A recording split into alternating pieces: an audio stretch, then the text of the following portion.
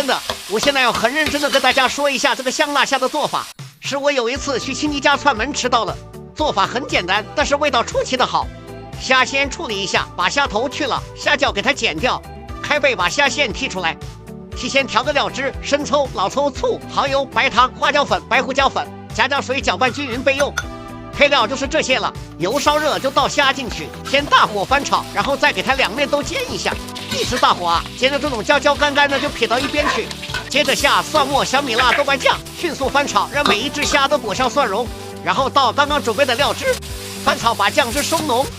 接着加干辣椒，把辣味炒出来以后就把配菜倒进去。不爱吃香菜的可以替换成芹菜，我比较喜欢香菜和虾的搭配。最后撒葱花出锅。这样炒出来的虾鲜辣焦香，连壳都可以一起吃。听我的，盘里的蒜蓉汁拿去拌米饭，好吃到哭。